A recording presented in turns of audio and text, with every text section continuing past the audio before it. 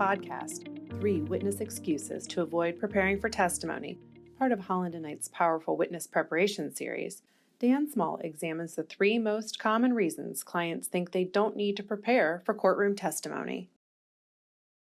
When someone is called to be a witness of any kind, no memo or book or outsider's advice can replace the need for effective preparation. That's obvious to anyone who has experience dealing with this question and answer format. However, it's not so obvious to many laypeople or lawyers. There are lots of common excuses for a witness not to bother with preparation. But common doesn't make them right. Let's consider 3 of the most common and how counsel might respond. Number 1, I'll just go in and tell my story. Parties to litigation are often convinced they know their cases and they don't need outside interference. For someone who's not a party or a target, but just an outside observer, being a witness can be a large and disruptive imposition. The notion of spending even more time just preparing to be a witness can seem like an unnecessary burden. Moreover, since the witness knows what the truth is, why does he need someone telling him what to say? The temptation to just go in and tell my story without preparation can be great. It can also be an invitation to disaster. Both lawyer and client must understand that the main goal of preparation is to level the playing field on which the client will be questioned. Otherwise, it's an extraordinarily unbalanced field. Think about all the advantages that most questioners have before they walk in. Experience. Whether the questioner is a lawyer, investigator, or other professional, he or she has probably spent a lifetime of education, training, and experience preparing to question witnesses. This is what questioners do for a living. Preparation. Questioners may have spent days, weeks, months, or even years working on the matter. They have explored inside and out a subject area that may be only a vague memory to everyone else. Documents. They have reviewed the relevant documents carefully, which these days usually includes emails and texts, and they are ready to compare any answers to those documents. Other witnesses. Questioners probably have questioned or plan to question others in the matter, using what they learned from them to generate questions to ask now, and comparing the answers to those of others under a microscope. Script. Pulling together all of these advantages, questioners have spent time specifically preparing their questions. Language, sequence, all kinds of things are important here. They may have a script or a list of questions, documents ready to show, and other ways to make sure they are prepared. They know where they are going. The witness does not. A potential witness and his or her lawyer should think about that list carefully. How many of these preparation tasks has the witness done? Let's assume you don't act foolishly in other important matters. Why would anyone be foolish enough to ignore all of the disadvantages and just walk in unprepared? The reality is there are no shortcuts. Spending time on preparation is the only way to make the time your client spends being questioned less painful, more effective, and ultimately shorter. Number 2, it's too expensive. Expense takes many forms: time, money, anxiety, and much more. Being a witness can take an enormous amount of each, too much in many people's eyes.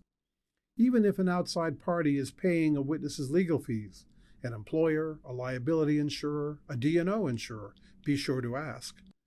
Even if it can't make up for the lost hours and days in both preparation and actual testimony. However, inadequate preparation can lead to poor testimony, and that can both be far more painful and time-consuming. Bad testimony, we say, is the gift that keeps on giving. Take the time now to avoid that time later. When it comes to money, there's no doubt about it. Today's legal fees are extraordinarily high. If the witness has to pay a lawyer, it adds a new dimension of pain to an already burdensome experience. However, the real issue with cost is always relative. Compared to what? Is true preparation expensive? Yes, of course it is. Is it too expensive? Compared to what? What's the alternative?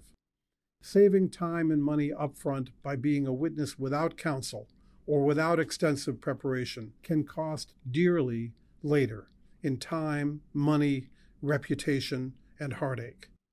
Witness preparation is too important. It's the wrong time and the wrong place to save money. Mistake number 3, I didn't do anything wrong. This is the toughest and the most common misperception.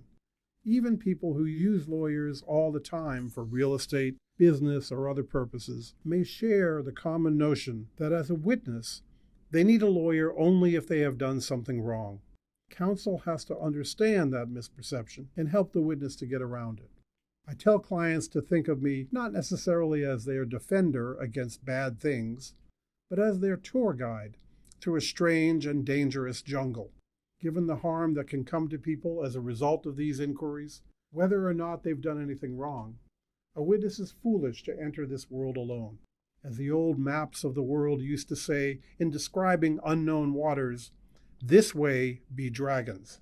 Moreover, even if the witness hasn't done anything wrong before getting onto the witness stand, the testimony itself may create a wide range of issues or problems. For example, the witness usually won't know what has gone on in the matter before, or who has said what.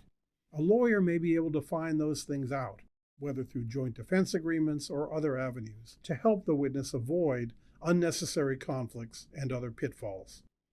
In that and other ways, a lawyer can help guide the client through the risky process as safely as possible. Potential witnesses should never feel awkward or defensive about undertaking extensive preparation. It's their right, and it's the right thing to do. Finally, having chosen a lawyer to prepare with, it's critical that the client use that person exclusively. The client should not talk to anyone else about the matter. No other conversation is privileged, and questioners love to ask, "Who else did you talk to about this matter?" If that makes a client uncomfortable, I encourage them to use me as the bad guy. "Gosh, I'd love to talk with you about this, but my lawyer told me that I can't." Otherwise, witnesses open themselves and those they speak with to unnecessary questioning. If you listen carefully to a witness's reluctance to prepare properly, you'll usually hear some version of one or all of these 3 big mistakes. Do your job. Don't let them happen. Thank you for listening to 3 Witness Excuses to Avoid Preparing, part of Holland Knight's Powerful Witness Preparation podcast series. Dan Small is a litigation partner at Holland Knight. His practice focuses on internal and external investigations, witness preparation, and white-collar criminal matters. He is the author of the ABA's manual Preparing Witnesses, and he welcomes input on this and other podcast programs at dan.small@hklaw.com.